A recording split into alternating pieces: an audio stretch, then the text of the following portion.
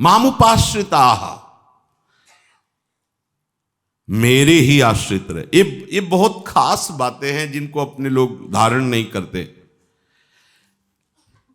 मनुष्य का एक स्वभाव है, या किसी का भी एक स्वभाव समझ लो, वो बिना किसी आश्रय के जी नहीं सकता। ये सबकी बात है, देख लो अंदर से। या तो किसी वस्तु का जोरदार आश्रय, बस सत्संग खत्म हो फिर ऐसा कॉफी लेंगे, चाय लेंगे, ऐसा ऐसा आश्रय लिए हुए है। व्यसन, कोई नशे का आश्रय, या किसी व्यक्ति में अत्यंत आसक्त, कोई न कोई ऐसा गाढ़ आश्रय लिए हुए है कि सब कुछ करने पर विश्राम उसको उसी से मिलेगा। कोई दृश्य, कोई मनोरंजन, कोई कुछ न कुछ एक गाढ़ आश्रय लिए हुए है। धन का आश्रय, जन का आश्रय है। अंदर झांक के देख लो, देख लो, इसमें व्याख्या करने की जरूरत नहीं। कोई न कोई आप आश्रय लिए हुए, अंदर से देख लो। किसी न किसी का आश्रय लिए बिना कोई रह नहीं सकता। जांचो, बिना आश्रय लिए आप रह नहीं सकते, स्पष्ट है। अब प्रभु का अंश है और आश्रय माया का लिए हुए है, ये बहुत बड़ा घाटे का सौदा हो गया। आश्रय के बिना रह नहीं सकता,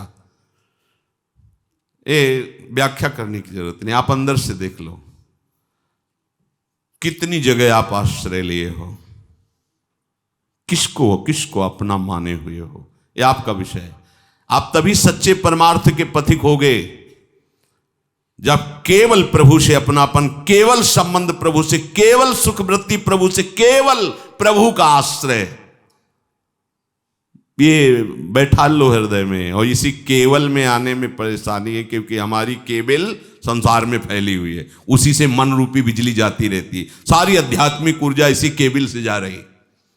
केवल को बदलो और केवल में आओ, ये कनेक्शन हटाओ। सबकी ममता ताग बटोरी, खत्म केवल कनेक्शन सबसे। अब ऊर्जा शक्ति जो हमारी है वो केवल प्रभु के। मम पद मन ही बांधी बर डोरी, इसका फल क्या होगा? बोले हम उसको बनाएंगे समदर्शी, इच्छा कछु नाही, हर्ष शोक भय नहीं मन माही, ऐसा बना दूंगा। और जब कोई ऐसा बन जाता है तो अस सज्जन मम उर्बस कैसे, लोभी हृदय बसे धनु जैसे। प्रभु उसको इतना प्यार करते हैं कि जैसे लोभी आदमी धन को प्यार करता, ऐसे प्रभु उसको प्यार करते हैं।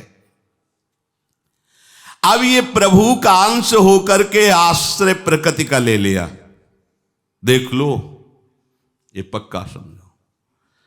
अपनी दिनचर्या में प्रारंभ में कोई भी वस्तु ऐसी नहीं रखी कि जो आज ना मिले कल ना मिले तो उसकी हमें याद आवे। जीवन में कभी चाय नहीं पिया, पिया है तो लीटर 2 लीटर पिया है, मतलब किसी लिए चाय पिला रहा है, अब तो बलाक और लीटर। फिर समय से नहीं, कभी जो मिला जितना मिला ऐसे। मान लो कभी कहीं कोई बांट रहा है चाय तो कमंडल लगा दिया, विनोद में भर दिया तो पूरी चाय पी ली, अब भोजन की जरूरत नहीं है। कभी किसी वस्तु, यहां हित धाम तक चला है कि अगर 2-3 दिन लगातार शाम के दूध लिए तो 1 हफ्ता के लिए बंद नहीं। हम अधीन नहीं हो सकते किसी भी वस्तु की। ठीक है, सुविधा है तो है, पर अधीन नहीं हो सकते। उपासक को कभी भी किसी वस्तु का ऐसा आश्रय अब ये नहीं मिलेगा तो हमें पूरी अभ्यास हमारा फिट है, हमारा अभ्यास फिट है। ये तो ऐसा रोग है जिसने बांध दिया कि अब ये दवा खानी ही पड़ेगी, डायलिसिस करवाना ही पड़ेगा, यही खाना पड़ेगा, अन्य नहीं खा, ऐसा ऐसा। तो अब तो जोई जोई प्यारो करे सोई मोहि भावे। नहीं तो उपासक को अपनी दिनचर्या पर ऐसी नजर रखनी चाहिए, जथालाभ संतोष सदा काहो सो कछु न चाहोगो। हमारी दिनचर्या में ऐसा नहीं होना चाहिए, ये नहीं मिलेगा तो कैसे चलेगा, पूरी छानबीन कर लेनी चाहिए। कभी ऐसी दिनचर्या में ऐसा कि अब अगर कॉफी नहीं मिलेगी तो नहीं चल पाएगा, चाय नहीं मिल पाएगी तो चलेगा नहीं, सर दर्द करेगा, करता है कै दिन करेगा? फट जाएगा 10-20 दिन, क्या होगा ऐसा? तो आप कहीं बंधोगे नहीं। अब कहा आज से चाय बंद। तत्क्षण वैराग्य नहीं, इसके भाव को अंदर से समझना, राग नहीं रखना है अपने को। अगर किसी का भी आश्रय, तो प्रभु का आश्रय टिकेगा नहीं। शुद्ध भगवत प्राप्ति में किसी का भी आश्रय नहीं होना चाहिए, एकमात्र प्रभु का। और शरीर का भरण पोषण करने के लिए प्रभु व्यवस्था दे रहे हैं, वो देंगे ही, सब जीवों को देते हैं, तुमको भी देंगे। जब दांत नहीं थे तब दूध दियो, देखो उतना ही मीठा, उतना ही हल्का गरम, और पहले नहीं आया था, लेकिन जब गर्भ में हम आए तो उसके समय ही माता के स्तनों में हमारे आहार की व्यवस्था भगवान ने कर, पैदा होती ऐसा सुपाच्य, उतना ही मीठा, उतना ही हल्का गुनगुना, जिससे उसको पच जाए। कितने कृपालु हैं। पहले नहीं था, जब गर्भ में आया तभी व्यवस्था कर दी। अरे तो आप काहे को चिंता करता है? जब दांत नहीं थे तब दूध दियो, अब दांत दिए तो ताको अन्न भी दे, और तेरे कोई नहीं, खगमग पशु पंछी सबको दे रहे हैं, फिर काहे को? अन्य आश्रय नहीं। कोई भी विषय का आश्रय भगवद आश्रय में टिकने नहीं देगा। ये जो प्रश्न होते रहते ना, पहले तो बहुत भजन होता, हाँ पहले सिद्ध हो गए थे, अब नहीं है, वो तुम्हारा नहीं है, वो आकर्षण है, कृपा का आकर्षण। कृपा के आकर्षण के द्वारा एकदम आपको समाहित कर दिया, फिर छोड़ दिया। अब चलो, अब त्याग वैराग्य पूर्वक भगवत मार्ग में चलो। जो किसी का भी आश्रय ले लेता है वो परमार्थ से पतित हो जाता है। शब्द याद रख लो, जो किसी अन्य का आश्रय ले लेता है वो परमार्थ से पतित हो जाता है, किसी भी विषय का। खेत यहां जोत रहे हैं, आधा किलोमीटर दूर दूसरा खेत जोत रहा है, खेत को रोक करके ऐसे वहां जाके आधा, थोड़ी भैया तमाकू देना जरा, तमाकू, वहां से खा फिर आके, कितना दौड़ लगवा रहा विषय, बिना विषय के वो अपने को अधूरा समझ रहा है। अपने थोड़ी चेतना आ जाती है, चैतन्य घन परमात्मा का अंश विषय में इतना आकर्षित हुआ, बोले ये ले लेते तो थोड़ी चेतना आ जाती, तो कस के ले लो, पूरे महाचैतन्य हो जाएगा तुम्हारे हृदय में, महाचैतन्यता बढ़ जाए। कैसी मूढ़ता छा जाती है कि विषयों के सेवन में वो चैतन्यता का आरोप कर लेता है। बुराई को बुराई रूप से देखो तो त्याग सकते हो, और बुराई को जब गुण रूप से स्वीकार करोगे, अच्छाई रूप से, तो कभी नहीं त्याग पाओगे। शुभ कर्मों का भी आश्रय नहीं लेना। अशुभ कर्म की तो बात क्या, केवल भगवद आश्रय लेना है। अगर शुभ कर्मों का भी आश्रय लिया तो भगवत प्राप्ति के मार्ग में बाधा आ जाएगी। शुभ कर्मों क्या, क्योंकि शुभ कर्म करने का अहम बना रहेगा। कर्म का आश्रय हुआ, भगवद आश्रय नहीं। ये बड़ी सूक्ष्म बातें हैं। इसीलिए भगवद आश्रित को जितने भी शुभ कर्म प्रभु को समर्पित, इनसे हमारा कोई नमम, इनसे हमारा संबंध नहीं, आपकी कृपा से बन रहा है, आपकी सेवा में समर्पित है। भगवत प्राप्ति में देरी केवल अन्य आश्रय की है। खोज लो, खोज लो, जितनी जल्दी हो सके अन्य आश्रय त्यागो, फिर जी नहीं सकते। फिर बस हृदय आह भर करके रोएगा, आपके सिवा कोई नहीं है, आपके सिवा प्रभु, अब तो मिल जाओ। वो मतलब शुरू हो जाता है, शुरू हो जाता है। अन्य आश्रय नहीं, अन्य आश्रय नहीं। सच्ची कहते हैं, काशी में रोज लगता था कि आज महादेव जी मिलेंगे। रोज अकेले शांत गंगा का किनारा, जो ऐसे खंडहर, बहुत कई किलोमीटरों तक घाट ही घाट है, 80 घाट, बहुत बड़े बड़े खंडहर पड़े, जो पीछे की तरफ कोई जाता ही नहीं, क्योंकि विश्वनाथ जी जाने का सामने से मार्ग, पीछे से कौन जाता है। शांत एकांत ऐसे रोज, बस कोई अन्य आश्रय नहीं, किसी के पास मिलना नहीं किसी से। अगर कभी ऐसा लगता कोई आ रहा है तो और खंडहर की तरफ अंदर चले जाना। प्रतिदिन लगता था आज महादेव जी मिलेंगे, आज महादेव जी, मन अति हर्ष जनावन तेहि, आज देखे हो परम। अन्य आश्रय है तो ये नहीं आएगा। बस खास बात पकड़ लीजिए, अन्य आश्रय नहीं, एक भरोसो, एक बल, एक आश विश्वास, एक राम घनश्याम हित चातक तुलसीदास। भगवद आश्रित पराधीनता मिट गई, भगवद विमुख पराधीनता और महान दुख। ये किसी भी विषय हम समझते, हम विषय को भोगते, विषय हमें भोगता है, विषय हमें अधीन बना रहा है, हम उसके बिना जी नहीं सकते, ऐसी बात आ जाती है। देखो अविनाशी का बच्चा क्या बोलने लगा, मैं इसके बिना जी नहीं सकता। ये आश्रय की गलती देखो, भोगों का आश्रय, व्यक्तियों का आश्रय, धन का आश्रय, अन्य अन्य आश्रय, कैसी स्थिति, अब इसके बिना हम जी नहीं सकते। संसार के पदार्थों का जब तक आकर्षण होता है तब तक कृष्णाकर्षण का परिचय नहीं मिलता, भगवद आकर्षण का परिचय नहीं मिलता। नहीं पग पग पर दिखाई देता है कि प्रिया जो कैसे दुलार कर रहे, पग पग पर, प्रति पल प्रति क्षण अनुभव होता है हमारी प्रिया जो हमें कितना प्यार कर रही, प्रति पल उसी प्यार में वो हर समय डूबा रहता है। जब तक स्त्री का आकर्षण, पुत्र का आकर्षण, धन का आकर्षण, विषय का आकर्षण, बड़ाई का आकर्षण, मान का आकर्षण, तब तक भगवदाकर्षण क्या होता है समझ ही नहीं सकते। स्पष्ट वर्णन किए हुए, प्रभु का आश्रय होते ही प्रिय से प्रिय वस्तु में राग नहीं रहता। प्रिय से प्रिय वस्तु में जो बहुत प्रिय, वो भी कभी गोस्वामी जी दोबारा जाकर अपनी अर्धांगिनी से मिले हों ऐसा कहीं प्रसंग नहीं आता। एक बार केवल वो राग प्रभु की तरफ मोड़ गया वचन से कि जितना इस चाम से प्यार करते हो उतना राम से करते तो तुम्हारा काम बन जाता, अर्थात तुम भगवत प्राप्त हो जाते। मन से प्रणाम करके उसी को गुरु शब्द मान करके चल दिया और ऐसा आश्रय प्रकट हुआ कि प्रिय से प्रिय वस्तु की भी स्मृति नहीं रह जाती, राग नहीं रह जाता, बड़े से बड़े सुख और पद में उसकी कोई रुचि नहीं रह जाती। तभी देखो कहते न पारमेष्ठ्यम न महेंद्र धिष्णम, मुझे देवराज इंद्र का पद नहीं, मुझे ब्रह्मा का पद नहीं, योग की सिद्धियां नहीं, मुझे मोक्ष भी नहीं, मुझे अपने प्रभु चाहिए। हर समय उनको निरखता रहूं, उनकी सेवा करता रहूं। बहवो ज्ञान तपसा पूता मद भाव मागता, बहुत से ऐसे महात्मा हुए हैं जो ज्ञान के द्वारा परम पवित्र हो गए हैं। ज्ञान क्या? प्रभु हमारे दिव्य हैं, प्रभु का श्रीअंग दिव्य है, प्रभु की लीला दिव्य है, जन्म कर्म च मे दिव्यम, ये वास्तविक ज्ञान है। और इस ज्ञान का स्वरूप होगा कि आपको स्वाभाविक अपना परिचय प्राप्त हो जाएगा। जैसे दर्पण के सामने अपना प्रतिबिंब दिखाई देता है, ऐसे भगवत चिंतन से पवित्र हुए हृदय में अपने स्वरूप का अनुभव हो जाता है।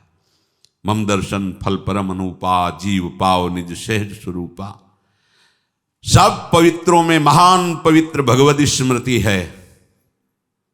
बहवो, भगवान कहते हैं ज्ञान तपसा पूता, पूता माने अत्यंत पवित्र। क्या? मद भाव मागता, जो मेरे भाव के आश्रित है। भगवत भाव, भगवत चिंतन, भगवत, इससे बढ़कर कोई तीर्थ नहीं है। भगवत आश्रित हो, भगवत चिंतन पर ध्यान दो, ये सब एक सीमा तक होती, इनके आगे बढ़ो। भगवत स्मृति से बढ़कर कोई भी विश्व ब्रह्मांड में तीर्थ नहीं है, क्योंकि सब तीर्थों के अवगाहन और समस्त साधनाओं का फल है अखंड भगवत स्मृति, और उसका अवसर आपको मिल गया है। अब आपको पीछे लौटने की जरूरत नहीं है। अपवित्रः पवित्रो वा सर्वावस्थांगतोऽपि वः यः स्मरेत पुंडरीकाक्षम सवायाभ्यंतरः शुचि। वो बाह्य और अभ्यंतर से महान पवित्र हो गया जो कमल नयन प्रभु श्री हरि का स्मरण करता रहता है। पवित्रों को भी पावन करने वाले पवित्राणाम पवित्रम यह है भगवत स्मृति, प्रभु की याद, प्रभु का चिंतन। प्रभु का अंश होने के कारण जीव में स्वाभाविक भगवत आकर्षण है, पर अन्य आश्रय लेने के कारण वो इस आकर्षण को जान नहीं पाता है। नहीं तो हर विषय जो बहुत प्यारा लगता है, एक बार अरुचि होती है, उसको देखने की इच्छा नहीं होती, पर वासनात्मक आश्रय होने के कारण वो फिर उन्हीं में ढूंढता है, अपने अंदर की जो मांग है, अंदर की मांग है भगवद आश्रय, अंदर की मांग है ऐसा अनंत सुख जहां दुख नहीं, वो है केवल प्रभु। नाशवान पदार्थों को महत्व देने से, शरीर संबंधियों को अपना मानने से, इससे बड़ी कोई अपवित्रता नहीं। समझो, नाशवान भोगों को भोग करके सुख मिलता है और शरीर संबंधी ही शरीर और शरीर संबंधी ही अपने, इससे बड़ी कोई अपवित्रता नहीं है। और प्रभु अपने हैं, उनका सदैव स्मरण, इससे बड़ी कोई पवित्रता नहीं है। नाशवान पदार्थों की ममता, शरीर की ममता, शरीर संबंधियों की ममता को ही मल कहा गया है, अपवित्रता कहा गया है। ये ममता मल जर जाए, भगवद आश्रय से ममता। इसका मतलब ये मत समझो कि उपासक बड़ा कड़ुआ हो जाता है, नहीं। राग भस्म हो गया तो भगवत भाव से सबसे वो प्रेम में व्यवहार करता है, उसका और सरस व्यवहार हो जाता है। क्योंकि पहले तो व्यक्तिक भाव से करता था, अब तो भगवत भाव से करता है। वहां कटुता नहीं होती। परिवार में रहता हुआ परिवार की प्रियता में ऐसा दिखाई देगा, सबको बहुत प्यार करता है, पर किसी से उसका राग नहीं, क्योंकि सब में वो भगवत भाव रखता है। प्रभु के जन्म कर्म तत्व के जानने से नाशवान पदार्थों का आकर्षण, उनकी ममता, ये नष्ट हो जाएगी। ममता मलिनता है, अपवित्रता है, ये नष्ट होते ही वो परम पवित्र हो जाता है। कितना परम पवित्र, तीर्थी कुर्वन्ति तीर्थानि, वो तीर्थों को भी पवित्र करने की सामर्थ्य रखता है। समझो इस बात को। अरे तीर्थपाद श्री हरि भी अपने को पावन करने के लिए, अनुब्रजाम्य हम नित्यम पुए अत्यंग रेणु भी, मैं उन महापुरुषों के पीछे डोलता हूं कि उनकी चरण रज हम पर पड़ जाए और हम पवित्र हो जाए। देखो कैसी पवित्रता है भगवद स्मृति में। शरीर, इंद्रियां, मन, बुद्धि, पद, प्रतिष्ठा, योग्यता, अधिकार, धन, जमीन, ये संसार है, इसे अपना नहीं मानना, इसे अपने लिए नहीं मानना। दो बात, इसे अपना नहीं मानना और इसे अपने लिए नहीं मानना। कारण अपना स्वरूप नित्य है, तो अपने नित्य भगवान हुए, और ये सब प्रभु की सेवा सामग्री है, अपने लिए नहीं है। अतः अनित्य वस्तु को यदि अपना मानोगे, अपने लिए मानोगे, तो आपका अगला जन्म निश्चित हो गया। आपने ही अपने अगले जन्म को निश्चित कर लिया। ध्यान दीजिए, खास बात। शरीर, इंद्रिया, मन, बुद्धि, पद, प्रतिष्ठा, योग्यता, अधिकार, धन, जन, जमीन, ये सब अपने नहीं हैं और अपने लिए नहीं हैं। ये प्रभु के हैं, प्रभु की सेवा के लिए, और संसार प्रभुमय है, इसलिए संसार की सेवा के लिए। अपने प्रभु हैं और अपने लिए प्रभु के नाम रूप गुणधाम का सुख ही अपना सुख है। यदि आप इनको अपना मानते हैं तो आपने अपना जन्म अगला निश्चित कर लिया है। और यदि प्रभु को अपना मानते हैं, प्रभु के नाम रूप लीला धाम का सुख अनुभव करते हैं, तो आप पीछे के श्लोक में भगवान ने कहा कि उसका पुनर्जन्म नहीं होगा, ये आखिरी जन्म है। जितनी ये शरीर आदि वस्तुएं हैं, ये पहले भी नहीं थी, बाद में भी नहीं रहेंगे, तो बीच में इनसे संबंध क्यों बनाए हुए हो अगला जन्म करने के लिए? आपको लगेगा एक हिरन के बच्चे में अपनापन कर लिया तो अगला जन्म हो गया। महात्मा भरत का हिरन बने ना, हो गया ना अगला जन्म। इन मिली हुई वस्तुओं को प्रभु की मान करके समाज सेवा में, संसार सेवा में, परिवार सेवा में लगा दो। ये तुम्हारी नहीं है, तुम इनको अपना मानोगे, अपने लिए मानोगे, तो आप अपनी गति बिगाड़ रहे हो। ये छूटेंगी छूटेंगी छूटेंगी। न पहले थी न बाद में रहेंगी, बीच में तुम्हारी हैं। अंत ही तो तजेंगे पामर तू न तजय वहीं ते, मन पछतई है अवसर बीते। इनका सदुपयोग करो, परिवार और समाज की सेवा में राग रहित होकर लगा दो, ये अपवित्रता दूर हो जाएगी। यही अपवित्रता है। नाशवान वस्तुओं को अपने लिए ना मानना, यही ज्ञान तप है। जिसमें ज्ञान तप होता है वो परम पवित्र हो जाता है। जो पवित्र हो जाता है वही भगवान से अपनापन कर पाता है। निर्मल जनमन सो मोहि पावा, मोहि कपट छल छिद्र न भावा। जब तक उपासक जड़ के साथ अपना संबंध रखता है तो चाहे जितनी भारी तपस्या कर ले, अपवित्रता बनी ही रहेगी। शरीर शरीर के भोग शरीर संबंधी, ये कितनी अमृतमयी बात है। चाहे जितनी तपस्या कर ले, अपवित्रता बनी रहेगी। और जहां इससे संबंध विच्छेद हुआ तो कुछ करने की जरूरत नहीं, भारी तपस्या का फल अपने आप प्राप्त हो जाएगा। इसी को भगवान कह रहे हैं बाहवो ज्ञान तपस्या। यही सबसे बड़ा ज्ञान तपस्या है कि शरीर शरीर के संबंधी भोग और शरीर संबंधी रिश्ते नातेदारे ये ना अपने हैं ना अपने लिए हैं। अपने हैं प्रियालाल, और जो भी सामग्री वो प्रियालाल के लिए है। खत्म आपका संसार चक्र। और यदि आप नहीं खत्म करना चाहते तो आगे के लिए आप तैयारी कर रहे। कहां कहां जाना पड़ेगा, क्या क्या भटकना पड़ेगा, कोई निश्चय काहे को।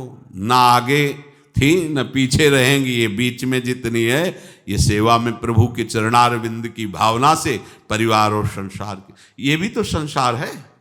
उचित भोजन, उचित वस्त्र, उचित सहन, बस ये अपना नहीं है, ये अपने लिए नहीं, ये भी संसार है। यही पर है, ये स्वा थोड़ी है, ये पर है। इसका भी हित करो, इसका भी हित करो। क्या हित करो? उचित धर्मयुक्त इसका मांग, जो धर्मयुक्त मांग उसका, और इसके बाद भगवत सेवा, भगवत भजन। सच्चिदानंद घन परमात्म तत्व को वही प्राप्त हो जाता है जिसका कहीं किसी से अपनापन नहीं होता। प्रभु नित्य निरंतर उसी को अनुभव में आते हैं। वही नित्य निरंतर प्रभु का भजन करता जो निर्लिप्त है, निर्विकार है। अब उसके लिए कुछ करना शेष नहीं रह जाता। आज के सत्संग का सार, प्रभु को वही जान सकता है जिसका किसी से राग नहीं है। क्योंकि अगर राग है तो फिर अनुकूलता प्रतिकूलता अर्थात आपके अंदर हर्ष और शोक अर्थात भय और क्रोध ये अपना अधिकार किए रहेंगे। जो भगवद आश्रित होकर निरंतर प्रभु को अपना मान करके भजन करते हैं उनका जन्म नहीं होगा। जो शरीर संसार भोगों को अपना और अपने लिए मानते हैं उन्होंने जन्म की आगे की व्यवस्था कर ली है। इसलिए प्रभु को जानने के लिए, प्रभु को मानने के लिए, प्रभु को पाने के लिए किसी को भी अपना नहीं मानना है। ना शरीर को, ना शरीर संबंधी भोगों को, ना शरीर संबंधी रिश्ते नाते को। ये सब बीच में ही केवल मायाकृत दिखाई दे रहे हैं। ना पहले कोई हमारा था, ना बाद में कोई हमारा रहेगा। तो बीच में कोई हमारा कैसे बन सकता है? पहले प्रभु हमारे थे, बाद में प्रभु ही हमारे होंगे। तो बीच में तुम स्वीकार कर लो कि प्रभु ही हमारे हैं, तो तुम्हारा अगला जन्म नहीं होगा। शेष चर्चा आगे। श्री राधा वल्लभ लाल।